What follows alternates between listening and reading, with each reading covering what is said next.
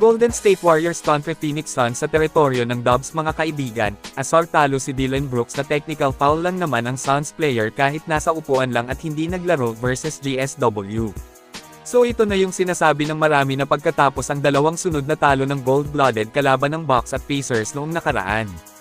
Nababawi ang Warriors ng panalo kung saan tinalo po nila ang dayong Phoenix Suns sa score na 117-108. Ang two-man game ni Steph at Draymond Green ang dumurog sa dayong kalaban sa game na ito.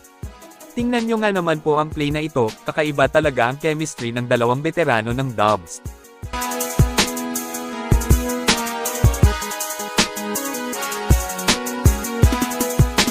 Kontrolado ng GSW ang buong laban, yun nga lang isang masamang balita pa dahil hindi na tinapos ni Jimmy Butler ang game. Halfway mark sa third quarter ay lumabas ang report na out na si Jimmy sa buong game dahil sa lower back soreness. Naglaro lang si Butler ng 14 minutes. Buti na lang step up itong si Moses Moody kung saan nagpaulan lang naman siya ng 3 sa bakbakan, 5 threes ang naitala ni Moody. Nagtapos ng 24 points, 5 boards at 2 assists, sumunod kay Steph Curry na may 28 points, 4 rebounds at may 3 assists.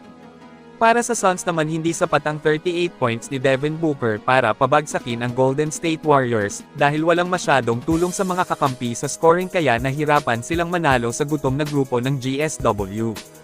Dahil sa panalo ay akyat na sila ngayon sa 5 wins at may 3 losses so far ngayong maagang umpisa ng season na ito.